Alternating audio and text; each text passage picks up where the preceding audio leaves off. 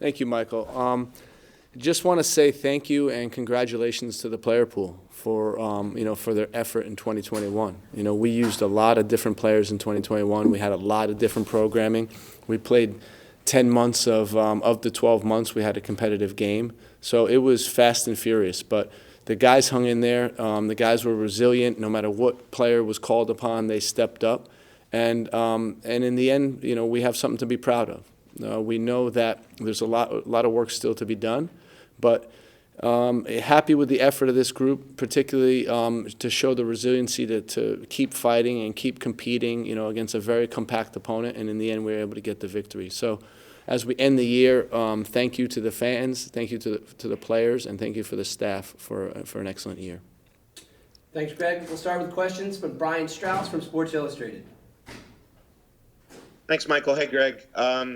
Kind of fun and fitting that your solutions won it late, kind of a theme for the year.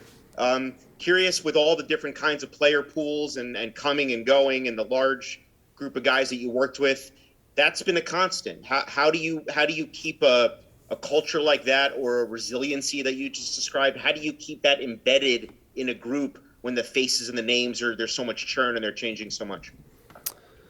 So I think that part of it is just explaining to the guys what we're trying to do, what our vision is and what we're here for, and then the understanding that all this group is a point on the timeline of the USMNT. It's a very special heritage. To be part of this is very special, and to really embrace that. And when the guys had the opportunity, to be able to get the win today, to have the record for wins in a year, they embraced it. And it wasn't pretty, but you saw the grit and determination that they needed, and we pulled through. Next will be Sam Stejskal from The Athletic. Thank you, Michael. Thank you, Greg. Congrats on the year and on the results. I wanted to ask you about Jordan. I asked you about him the other day. But what did you see from him overall over these last couple of weeks here, both in terms of his fitness and how explosive he was able to be? We saw a little bit of that tonight.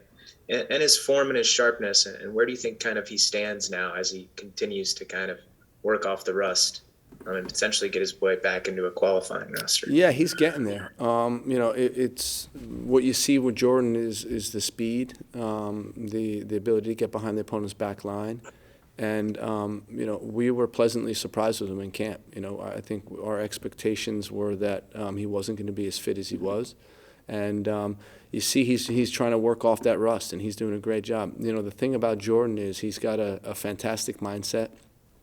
He really pushed hard this year to get to the point of getting called back in, and I'm excited to see what he can do in January. Hopefully it ends up being with the qualifying team, but we'll see.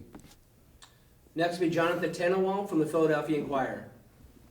One question I was going to ask, but I'll come up with another one on the fly, which is you gave Jonathan Gomez his debut, not for a ton of time, but he did a little bit for you, and he sort of cracked things open at the end there to help make the goal happen. What'd you think? He's another one that I've been impressed with in camp for just the way he's embraced all of this. I said to the team that, it's not easy coming from the USL, playing with all the elite of MLS players, some international players as well. And you can see at times he was struggling, and he had to regain his confidence and just reapply himself.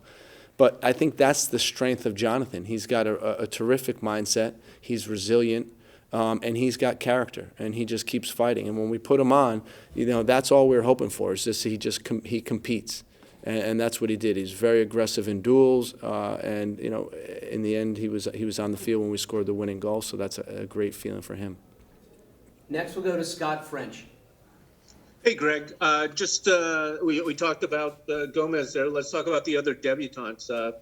Bassett obviously plays hero at the end. You saw an hour from Lennon, and Cal got in there as well. Your thoughts on the three of them?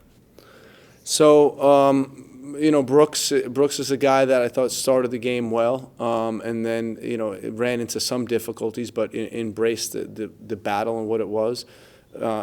Cade came in, and we knew that if we had any type of space or in transition, if they attacked at all, that he was going to open them up behind the back line, and he was competing. And then Cole Cole's a guy that, Anthony Hudson was urging to put him on because of the impact he can make and the goals that he has in him. Cole's a guy that shows up and scores goals. And we're seeing that during the week with his finishing ability, and he showed that again tonight. So real happy for all of them.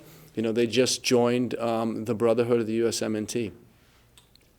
So with the 4 debuts tonight, that moves the total under Gregg to 53, which is third most all-time among U.S. coaches.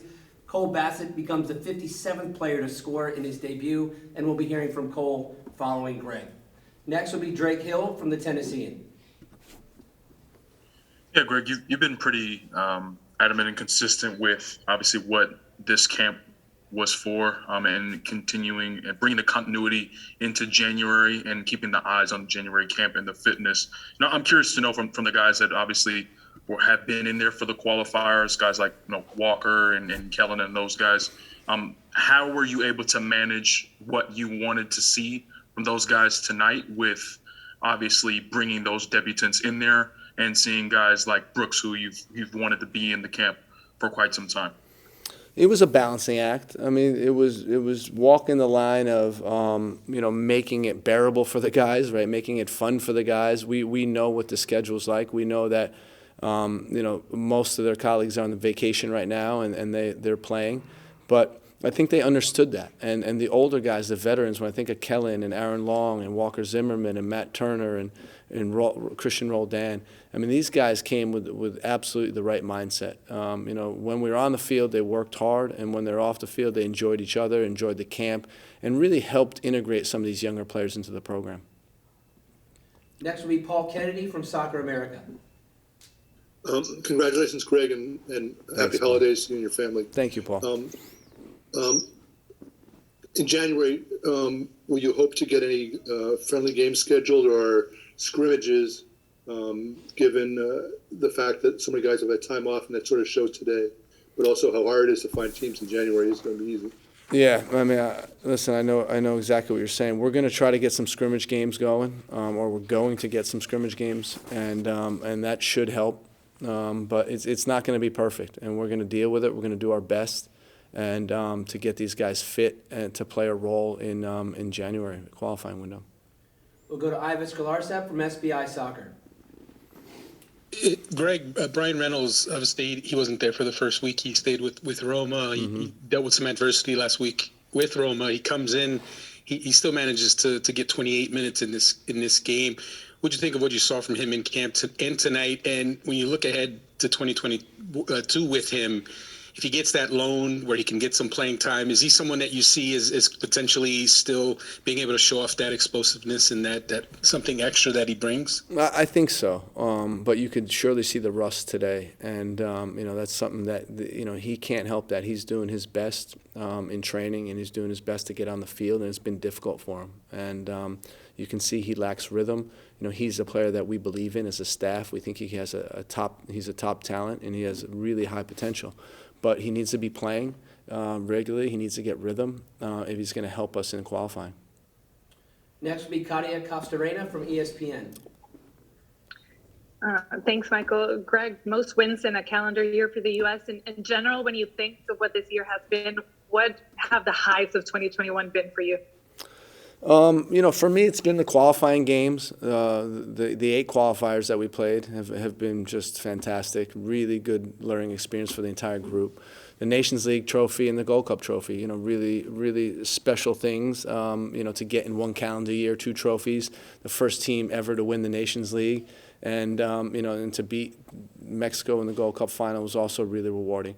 But most of all, I think it's the relationships that we've built. The team, seeing the team grow, seeing the relationships grow, seeing how much these guys are invested into what we're doing.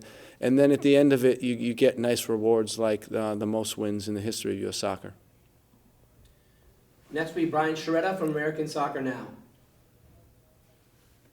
Thank you very much, Greg. Thank you, Michael. Greg, I want to ask you about 2 players. Ricardo Pepi looked a little bit frustrated out there. How do you work with a young player like that who comes off a game where he doesn't look very happy with his performance, and he's key to what you want to do? And then also Johnny Cardozo, what were the factors that led him to start? I know he was a late arrival and he's been in and out of the lineup at Internacional, but what did you think of his performance? He looked pretty good out there. Yeah, I mean, another young player, 2001 year, and 20-year-old that's playing in the Serie A of Brazil, high level. And I think, for the most part, he had a good performance. I think as the game went, he faded a little bit. But, the field was really heavy, a compact opponent. It was a very difficult game to play in. With Ricardo, it's, again, it's trying to protect the guy. We believe in Ricardo. We believe that, he's a very good talent. We believe that he's got a really high ceiling. He's a very good goal scorer. And for him, it's just about getting a little bit of rhythm. He's been off also for a while. His last game, for the national team was against Jamaica. Before that, Mexico. Then he was been off, with Dallas, not making the playoffs. So it's a stop-start for a guy like that. And I'm sure this break is going to help him refocus and get ready for January. We'll go to Simon Barg from Sporting News. Hi, Greg. The team pulled it out in the end there, and it was a gritty finish. But I'm curious, especially when the teams were even 11 on 11, is there anything you wanted to see the team do differently to maybe take advantage of the opportunities you were getting? Just your general analysis of that phase of the game. Actually, I think the worst thing that happened was that they got the red card.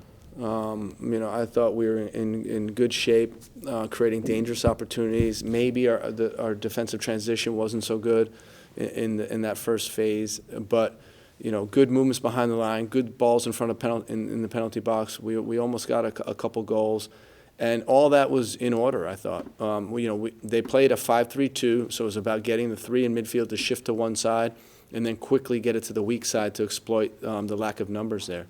And at times it worked well. At times we had great combinations in wide areas. But then when they went to 5-3-1, it became very difficult because there was no space between the lines, and we didn't move the ball quick enough. But overall, it still shows the resiliency of the guys that were able to get the win.